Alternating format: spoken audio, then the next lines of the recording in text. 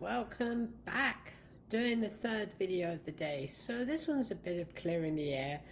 I'm sure nearly every single person watching this has been or has seen the posts and the discourse behind Sean Wilde's claims of being an energy vampire. So what I want to do is describe to you guys what a real energy vampire is, the type of person that makes up an energy vampire. I'm also going to be talking about blood vampirism. Before we start, please go help support Witchcraft TV show. Harold Carr says some love. I'd know he'd greatly appreciate that. Also, help support satanic content creators. You can check us out at TSTV, that is the satanictemple.tv. So, vampires. There's two ways that, I think, have come to know vampires just from fiction. But as we know, there are many different types of humans out there. What is the human archetype, right? And there are types of humans which crave certain food, energy, right? So what Sean Wilde posted was that he had he has been across the sands of time. Well, I first want to debunk a couple of things. One, vampires don't have fangs. That's just a stereotype. Secondly, vampires are not immortal. We can live long, yeah, but we're not immortal. We are still susceptible to illness, still susceptible to disease, etc., still susceptible to aging. What we see growing online are communities that dedicate themselves to the fictional aspect of vampirism, right? The over-romanticized of it. There is, if you look at all of the forums online, such as 4chan, Reddit, etc., there are forums dedicated to a love of the darker side of human nature. And when we go into what an energy vampire is shortly, that is one of the avenues that we're going to go down. Because energy vampires, can they be good? I think that would be one of the best ways that we can argue that. The other thing about doing a stream like this is to get you guys to break out of the stereotype, to get you guys to start thinking, right? Part of my brand is to teach critical thinking, is to be awake to the reality of what things are and how certain groups of people live. So with that, we're going to start talking about energy vampirism. Energy vampirism. So an energy vampire, I mean, if we look at the negative stereotype for just a second, right? Because there are some stereotypes here which I'm going to go into. Energy vampires, all human life, or in fact all life on this world, exudes energy, the life force. This can be a mix of kinetic electricity, right? Kinetic energy. It can be pretty much everything that makes up energy in this world. Energy is, in a way, a food, right? Where people who are empaths can absorb negative energy from people. It leaves them drained, yeah, but they can still absorb it.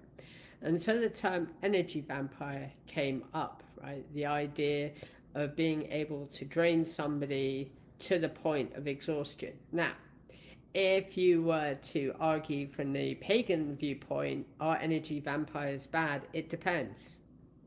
It depends on the person, and it depends on their goals, right? Sometimes energy vampires, you won't even realize somebody is one unless you cross them, in which case things get wild pretty quickly, right?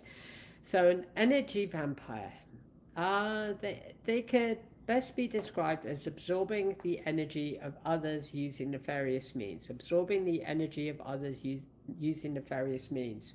Empaths do this naturally, but there are people out there who have the ability to just suck the energy from you. So when we look at certain archetypes, right, we can look at how narcissists like Sean Wilde behave.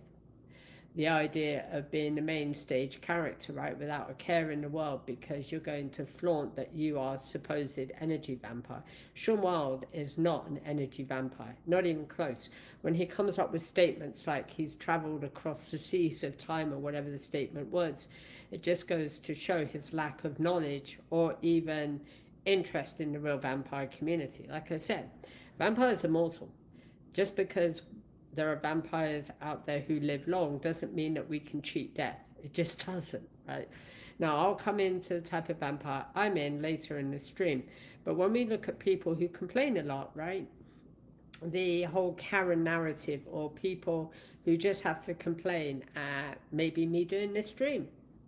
People could complain about that, right? They could say, oh my gosh, you're doing a stream on vampirism. You must be trying to bring our community into ill repute. Am I? No.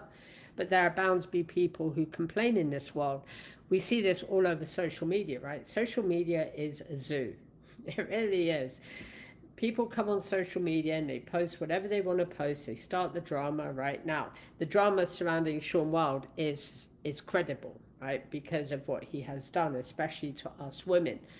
And part of the reason why I've done streams on Sean Wilde is to present the issue of people who are predators, people who latch on to others and stalk them to some degree. And this is kind of why he's claiming to be an energy vampire. Now, yeah, truth be told, he does have two of the potents that we see in energy vampires, but he's not one. And I can tell you he's not one because I'd probably be attacked by him if he was one, right? Because I'm spilling the tea on what energy vampires are. Another type of energy vampire is someone who uses manipulation to get their way. They're draining your energy by feeding you kind of discourse to make you feel drained. It's not like you see on TV or in movies, whatever the situation. They're people that just drain you, where you speak with them, and over the course of that conversation, you become exhausted because they're sapping that energy from you. Now, you could bridge into the whole ethics side, which we'll touch on shortly, but the best example of an energy vampire really is an empath, somebody that absorbs energy, right? We see people who are energy vampires who play the victim card online, right, where nothing is their fault, where every decision that they make, they blame other people for it, right? So people who just play that victim card time and time and time again, it's draining, right? We see this in social media drama where one person's having a bad day, they put up a post and he gets negative replies, and this feeds into the whole kind of dramatic thing. They're getting off on the fact that they're playing the victim and nothing you can say or do is going to make their life any happier, right? These are the sort of people that we do see online. There are a lot of people that just like to complain, but they never want to admit guilt, which is part of the problem. It's always somebody else's fault, but never their own fault. There are energy vampires that don't fall into archetypes. There are people that are drawn to others' geoelectric magnetic shield. So your body exudes energy throughout the day, right? Kinetic energy or electromagnetic energy. What an energy vampire is capable of doing is to tune into that energy, and they have to be in close proximity to you. Energy vampires can't work at range. They need to be in very close proximity. So if you know somebody in your life that is showing signs of one, then talk them through with the reality of their situation, because we in the vampire community are very realistic. We will tell you exactly what things aren't and what things are, what actually is it about. So how do you tell if you are a victim of energy vampirism? It's a type of, the best way to explain it is if somebody close to you is an energy vampire and for whatever reason they've latched onto you, right? The best way to explain it would be borderline depression.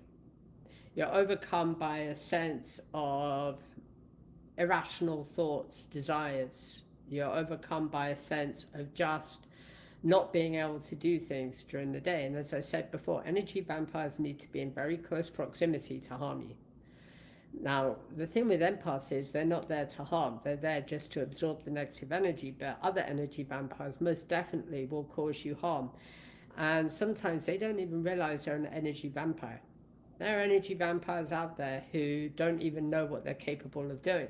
They just know that their friends are always tired whenever they're in close interaction with them, right? So they get kind of freaked out and all of this. All right, let's moving on. So let's talk about the ethics side. Are energy vampires ethical? Yeah, to a degree. There are energy vampires who fit all kind of walks of life, right? There are energy vampires that don't know they're energy vampires. There are energy vampires that don't want to cause harm. But on the flip side, there are energy vampires that do want to cause harm, right? And do it just because they want to do it, because they're narcissists, right? It's all about them. It's all about them influencing your will. Now, when it comes to Sean Wilde, he is not an energy vampire, but he sure as hell is a predator. And I did a video, or an update video this morning, on the latest drama from Sean Wilde, where he came up with this statement that he traveled the seas of time, right? Where he's traveled across time and space, and he latched on to an infant. That's not what energy vampires ethically would ever do. There are certain things in the realm of magic, there are certain things which are completely taboo, and that includes women and kids, right? Most importantly, kids. We're not going to latch on to infants, right? So when he was saying all his bullshit, he's like, he's madly in love with an infant. That right there is problematic, but then he's maintaining this thing that he's an energy vampire and he's, I don't know, immortal, right? So what he's probably done is just taken from Twilight, right? And he's just playing the role that he sees on television or he's reading in books. Now let's talk about blood vampirism, which is the most controversial. Now I've had many people ask me, what type of vampire are you? And I'm not going to answer that, because what I will say is I'm not an energy vampire. Blood vampirism is really with people who have a disorder that leaves you with a taste or a need for iron and salt, properties that make up blood. Blood vampires are not like you see in movies. There's no fangs, no anything. Blood vampirism is also incredibly intimate, because your partner has to consent. And really with blood vampirism, it is, yes, to do with drinking blood, but it's through consent, which also does kind of bridge into the ethics of paganism, where we harm none. And you could kind of argue, as long as you're not causing extensive harm to the person that has consented, or your respective other half, or whatever the situation, then you should be fine. As long as you're not going out physically harming people. Most of the time, blood vampires keep to themselves. They never will announce they never will announce it, because there's all these fears of stereotypes and negativity and all of this. So that's really the two different types of vampires. How do you know if you are a blood vampire? A desire for iron and salt. Best way to describe it is desire for iron and salt. So underneath blood vampirism, we can enter into the discussion of the strigoi, which were people who exhibited the full signs of death but were in a comatose state.